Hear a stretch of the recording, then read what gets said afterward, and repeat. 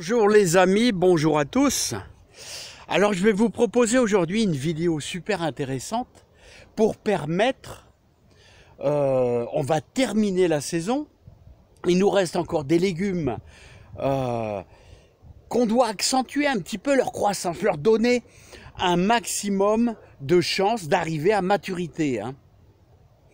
Alors pour cela bien sûr il y a les engrais, mais moi ce que je vous propose c'est bien sûr de faire du naturel. Et vous savez comme moi qu'on a repiqué, eh bien, et on a semé. Alors vous avez des radis, vous avez de la merveille d'hiver, et on a aussi fait une plantation de Batavia. Non, de scaroles, voilà, de scaroles maraîchères. Voilà, la scarole maraîchère. Voilà celle que j'ai semée il y a plus d'un mois.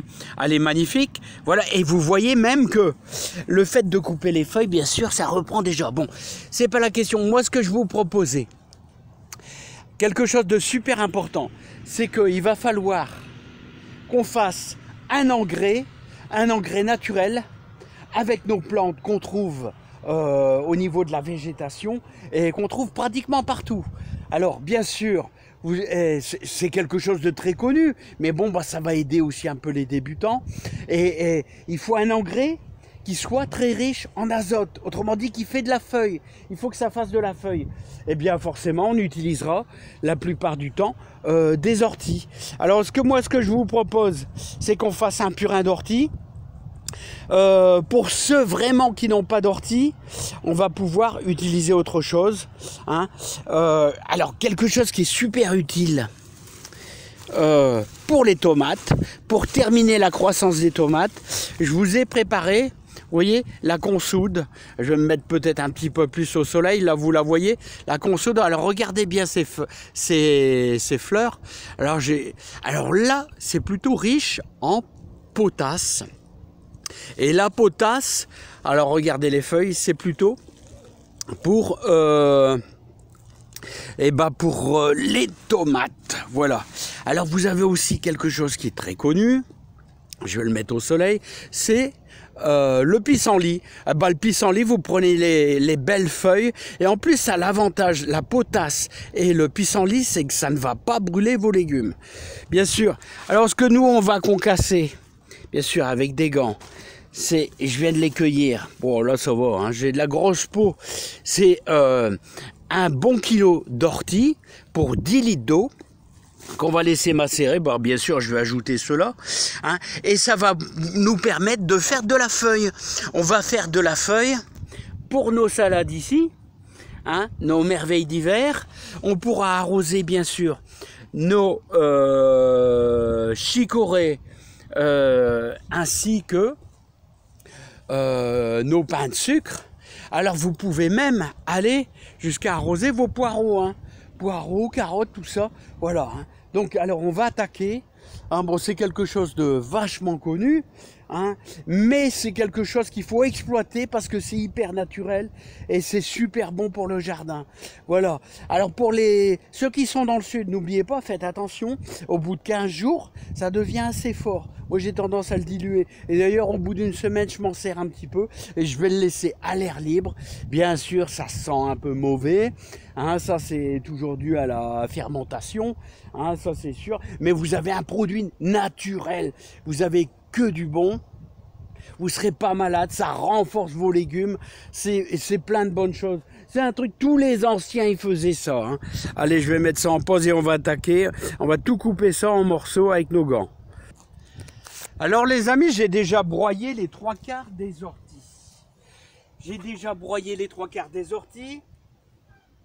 Alors vous savez que le purin d'ortie, si vous voulez accentuer votre compost, eh bien vous pouvez en déverser dedans.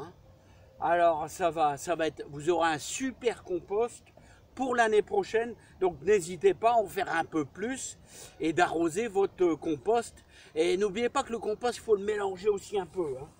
Alors, deuxièmement, alors ici dans le Pas-de-Calais, les faucheuses au bord des routes passent assez souvent.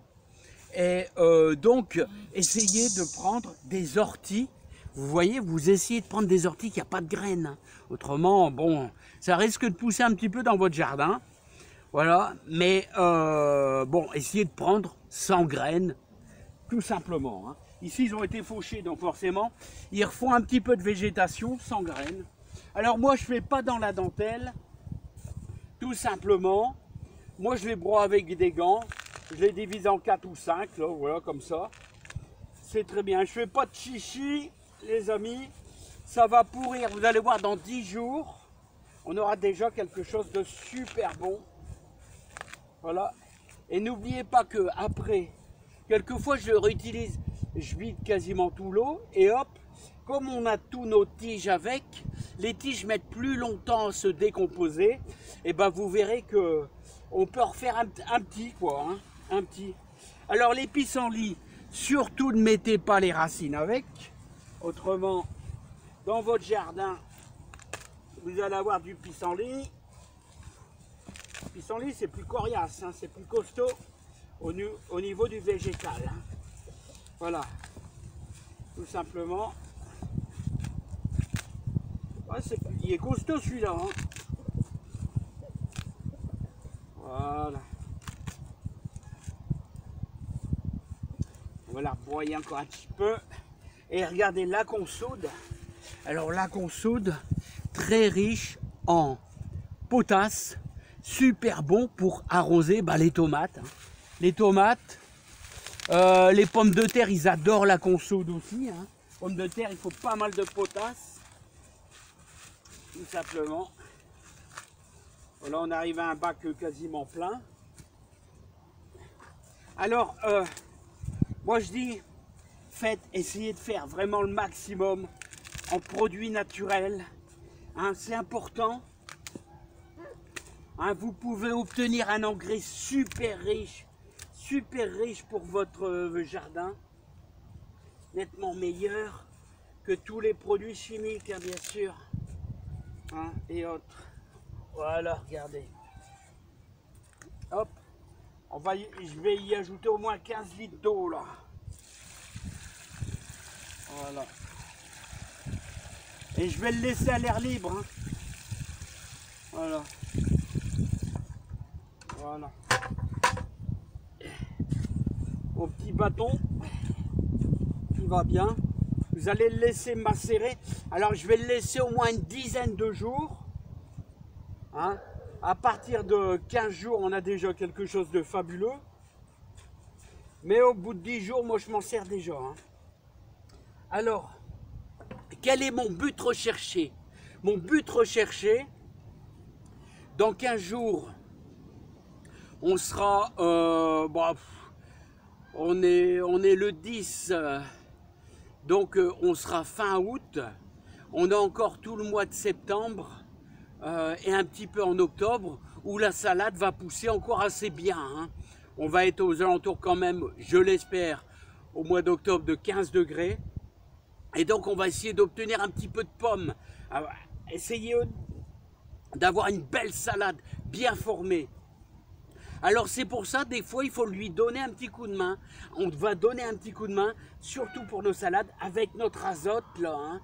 Et le fait de faire ça, alors c'est pour ça que j'ai pris les devants, c'est pour ça que j'ai mis de la merveille d'hiver. Voilà, je l'ai semé un petit peu en avance, début août, fin juillet là. Voilà, parce que pour bénéficier bien sûr du contraste jour-nuit, ici dans le Pas-de-Calais, hein, à partir du 15 août, on commence déjà à avoir des nuits un petit peu fraîches. Et ça, c'est bon pour la salade. La salade, elle adore le contraste. Hein. Et il faut prendre du temps. Hein. Il faut gagner un petit peu de temps. Hein. Voilà les amis, j'espère que je vous aurai aidé un petit peu. Il y a les oies qui m'ont vu. Alors, elles viennent me voir, jeter un œil. Est-ce que tu n'as pas un petit peu à manger pour moi? Alors, voilà, bon, il n'y a pas de secret. Vous connaissez le principe. Hein. On va laisser bien macérer ça. Tout simplement. Et moi, à partir de 10 jours, je vais commencer déjà à arroser. Hein. Voilà, je vais peut-être même rajouter un petit peu d'eau. Alors, normalement, c'est 1 kilo d'ortie. pour 10 litres d'eau. Hein. Voilà, il faut bien laisser macérer. Surtout, mettez pas les racines de pissenlit. Alors, ce qui apporte le plus d'azote, bien sûr, ce sont les orties. Hein. Vous allez pouvoir arroser un petit peu tous vos légumes. Tout est très bon, c'est vraiment très très bon. Hein. Vraiment, pour tous vos légumes, vous allez pouvoir arroser et apporter un petit plus. Hein. Et regardez nos pains de sucre. Nos pains de sucre, ils seront presque bonnes à repiquer. On les a semés ensemble il y a plus d'un mois. Hein. Voilà, donc les oignons, on va les faire sécher encore un petit peu. On aura de la place, on pourra repiquer une deuxième ligne de pain de sucre pour faire des bonnes séparations. On va laisser entre chaque salade au moins, à l'idéal, ça serait un bon 15 cm. On va faire des belles lignes. Comme ça, on prévoit pour notre automne. Il faut toujours prévoir. Voilà, hein. Si j'attends dans un mois faire du purin d'ortie, eh ben ça sera déjà un peu tard. Parce que le légume va ralentir à cause de la fraîcheur. Ah ouais, toujours. Donc il faut toujours prévoir, il faut toujours anticiper dans le jardin. Hein. Voilà, donc les oignons, je les mets à sécher, j'aurai de la place, je vais pouvoir repiquer mes salades et les arroser au purin d'ortie. Voilà, allez, je vous dis à bientôt, portez-vous bien, plein de bonnes choses et plein de joie. Et vous pouvez même arroser également vos poireaux là-bas. Allez, bye bye les amis, je vous souhaite une super bonne journée et j'espère que ça vous aidera les amis sur ma petite chaîne